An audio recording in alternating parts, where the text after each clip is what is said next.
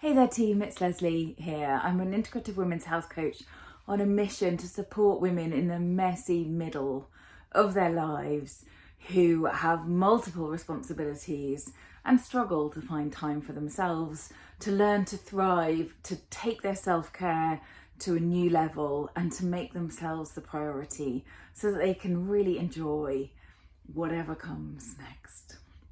And I thought that as we are here in December 2024, this is often that phase in life phase in the year when overwhelm is just a step away, where the mental load gets greater and where it can be useful to have some wise words in your ear to support you in making different kinds of priorities, setting boundaries and creating a calmer and more in control festive season. So I thought I would talk to you today as I sit by the fire in the shepherd's hut and make myself cozy and calm about creating boundaries, because sometimes we can be quite good at having boundaries in life and being saying no to things that we don't want to do.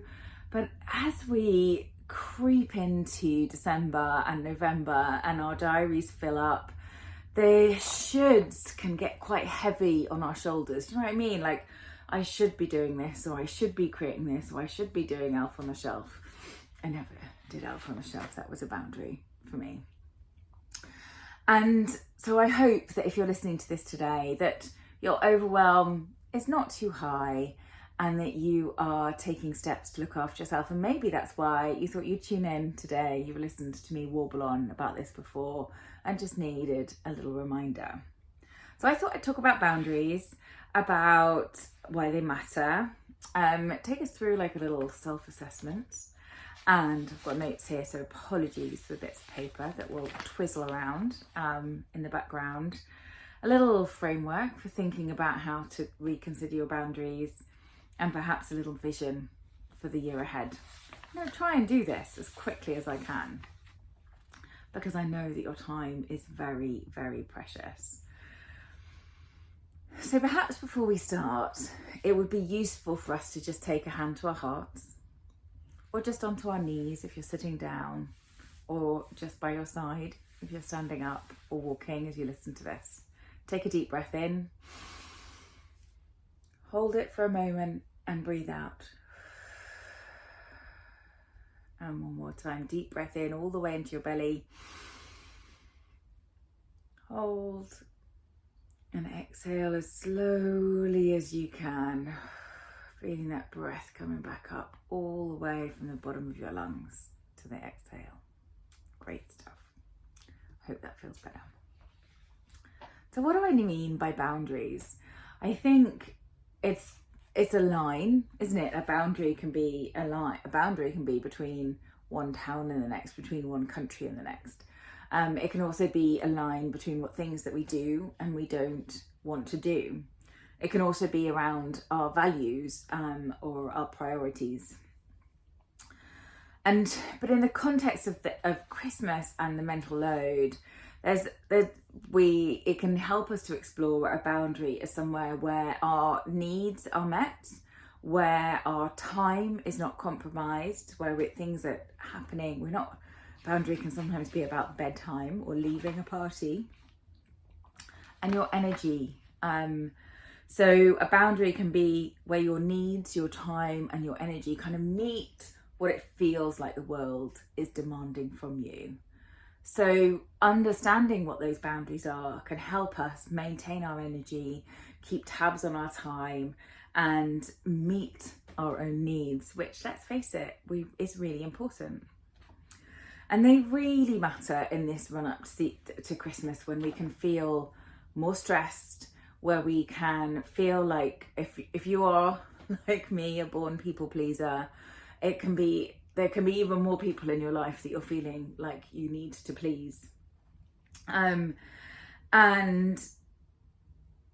there can be expectations that come on us that aren't necessarily our own, that other people have put on us for things that they feel like we should do, whether it's about Secret Santas, whether it's about holiday meals, whether it's about events or what you do or don't do. And I'd ask us all to ask ourselves a question. It's like, how often do we end up saying yes to something just because it's expected of us and not because it's something that we really want to do? I've had a client that I've worked with this year who has a wonderful example of of creating a boundary, and she didn't even know that that's what she was doing to start with. She just felt like she needed to start asking herself a question, which came out of one of our coaching sessions. It was like, do I need to do this or do I want to do it? So the need for her, that need felt it was an external need, and want felt like it was an internal desire to do something. So do I need to do this or do I want to do this? Asking herself that question helps her to create boundaries around her time, particularly worked for herself, running a thriving business with multiple employees, lots of different contracts. So her needs versus her wants, but she wasn't meeting her own needs for movement and healthy eating and all of those things. So do I need to or do I want to? Helped her to create boundaries, and it just kept trickled into so many other areas of her life. I had some boundaries this year that I constructed around my care for my mother who has Alzheimer's. And once those boundaries started to be pushed in terms of her needs for personal care, that was when I knew I needed to dial in a little bit more support and a different way of thinking about things. Boundaries can often be, this week, my boundaries have been pushed because my kids seem to need more lifts than ever. And actually, I think, so I'm going to create a new boundary around their activities and the amount of lifts that they can ask for in one day. So that then in the run up to Christmas, I am not taking multiple children in multiple directions and giving everyone lifts. And so that, can you see that can just be a small thing, but that can give me hours of my life back. And if the people around you understand that boundary, then there's so much less stress about it, because then they can ask themselves the question, do I really want to do this? Helps them create their own boundaries. Anyway, those are small examples, and yours might be very different, but sometimes it's useful just to get a bit of an idea. So, before I move on to things strategically you can do, it can be really helpful. You can jot this down on a piece of paper, or you can just think about it. Like, to ask yourself some questions. One is, what one thing is overwhelming you right now? What one thing is overwhelming you right now? Is it the Christmas to-do list? Is it making sure that everything is done at work in time for Christmas? Is it some of those shoulds landing on your shoulder? Is it the WhatsApp groups that seem to be going a bit crazy at this time of year? What's one thing that is overwhelming you right now? Have a think. The second question, where in your life do you feel like you might be giving too much? Where might you be giving too much? It could be to a particular group, it could be to a work project, it could be to an individual friend, it could be to a family member, it could be to domestic labour. Where are you giving too much? Where does it feel out of balance? And it would be great if you could write that down. So what one thing is overwhelming you, and where do you feel like you might be giving too much? So what's overwhelming you? So we take that overwhelm and we ask ourselves a few questions about that overwhelm. What's overwhelming me right now might be that I've got this picture of Christmas, and every year I do some work on this, of the festive season, of the pressure that feels like it's coming from outside to create this perfect Christmas, the pressure to meet my children's excitement and to fulfill kind of some memory, you know, that Christmassy feeling from years ago. And that, but the feeling of overwhelm comes from I feel like there's too much to do, and I feel like it's tricky to work out where to start for some of these things, and I feel like I've already run out of time and I haven't started. So what I like to do when I feel that sense of overwhelm is to just write down all of the things that might be associated with that. So it is helpful to have a piece of paper here, but you could jot it down on your phone as well. So what are the things that are overwhelming me right now? Write them all down. What is in that bubble of overwhelm? Is it, you know, for me, I would be like, okay, actually, I just need to write a list of things to do regarding the Christmas run up and the birthday. I have lots of birthdays around Christmas as well, and all of it, just write it all down. And then you have this, like, I usually scribble it out on a great big piece of paper. And then I will circle the things that I really want to do, that I enjoy doing, that bring me joy. I'll look at what else is left on that list and work out on that big piece of paper and work out, is there something that I want to happen, but that I can delegate to somebody else? What can I delegate? So what do I want to do? What can I delegate to someone else? So what can I, can I ask, the kids can help me make kind of the Christmas gingerbread. My husband can do the shopping for the Christmas meal. My siblings can help with X, Y, and Z with my mum. You know, what can I delegate? Then think about anything that doesn't actually really need to be on that list. One of the things is often, like, all of the different clubs the kids go to, I really want to offer them a gesture of thanks for the support and all that they give in all of those clubs. But I actually and I really want to do that. And yet I know sometimes that can be what breaks the camel's back in terms of something to do and the budget. And so I might just put that thought into a pot to delegate to my future self to perhaps do something in January or February in the new year to get the kids to bring in some biscuits or cakes or chocolates as a thank you then, which will kind of cheer everyone up in January, February, maybe, but also takes the pressure off me right now. Or are there things that just don't need to be on the list? Do I just not, like, nowadays my Christmas card list is kind of really condensed to people I haven't seen this year but I want to stay in touch with, to elderly relatives I don't see very often, and just a handful of other people who I might not see over the Christmas season. And then, so that makes that Christmas card writing session, which I used to love, but it makes it a much shorter endeavour. So we've worked out what we want to do, what we really, really want to do, what we might delegate, and what we might take off that list or defer. It's not always a great idea to give things to your future self, because sometimes that future self is overwhelmed by other things in life. Can you then create your own special way of saying no?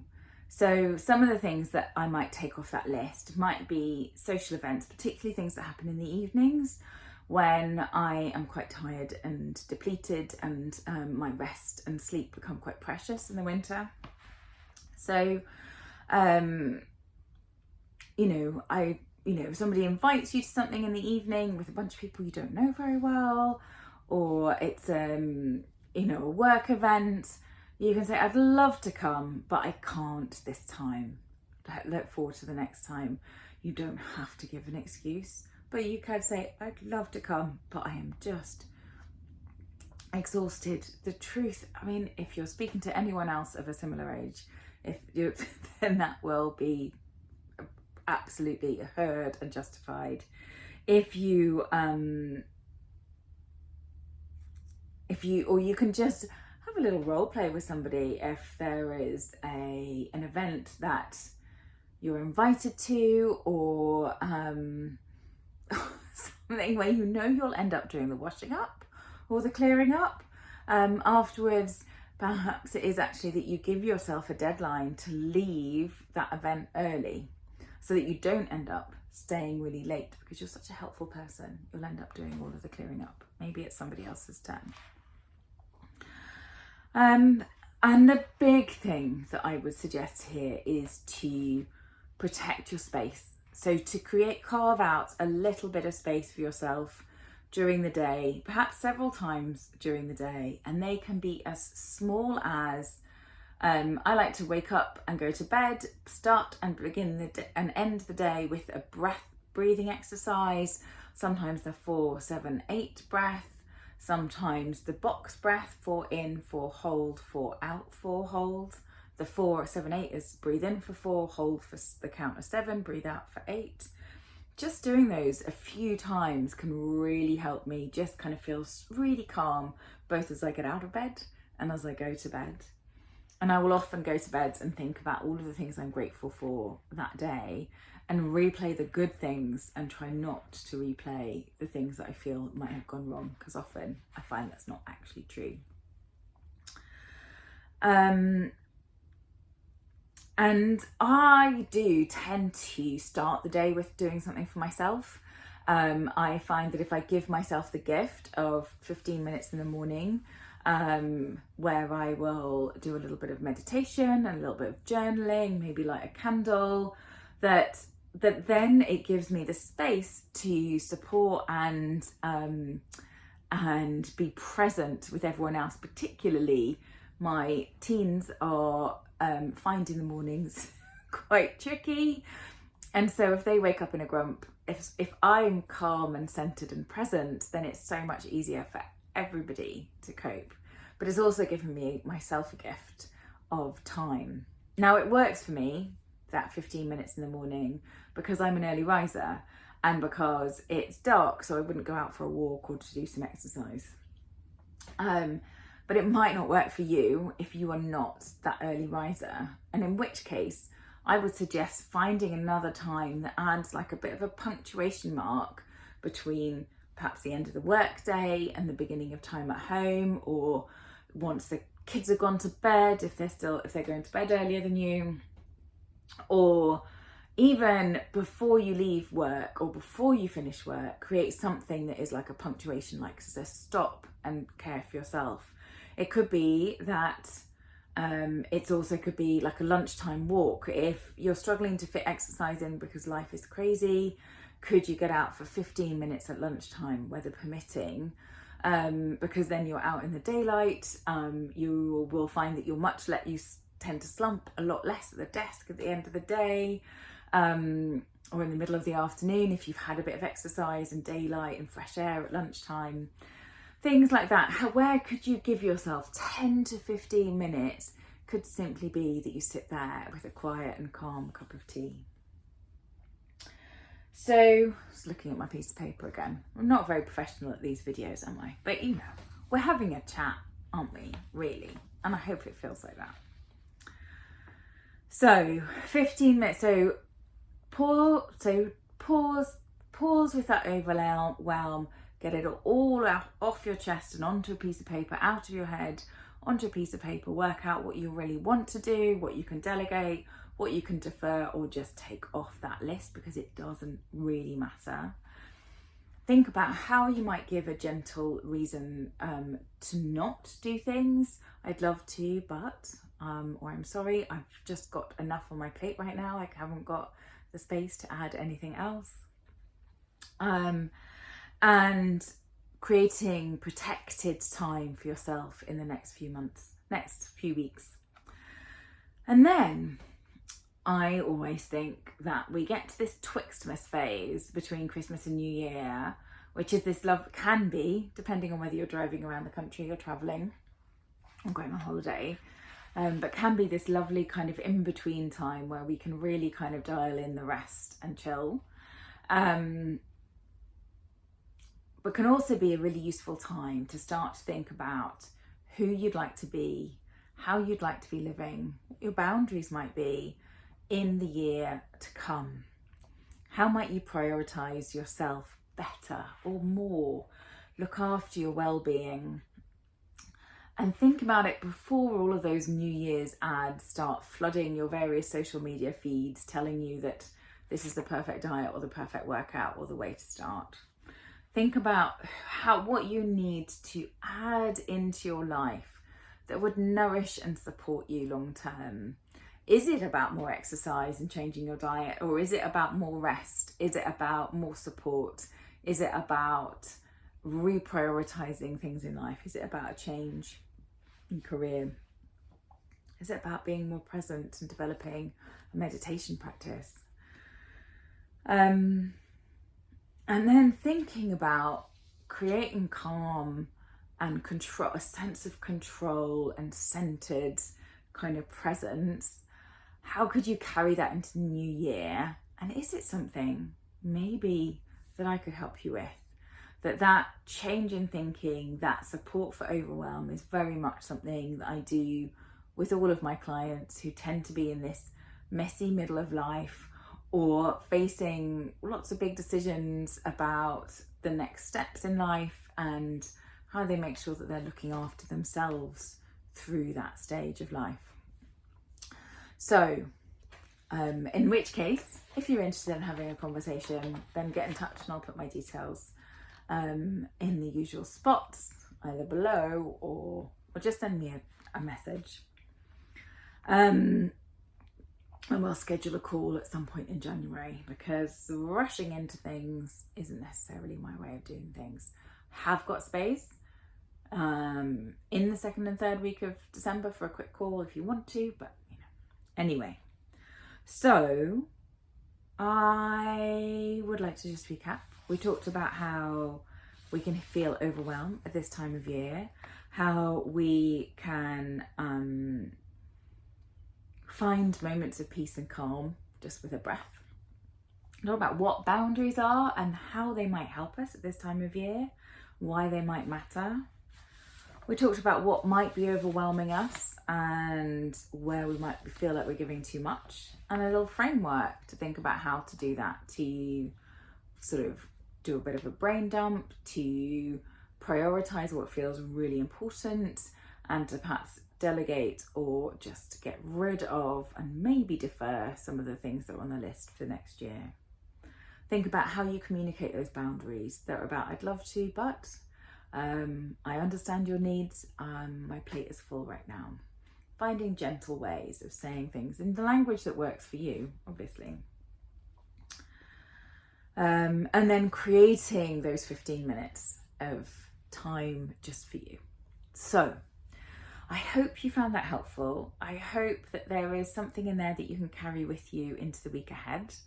And I will come talk to you again next week with some gentle, calm December self-care support. See you soon. Bye.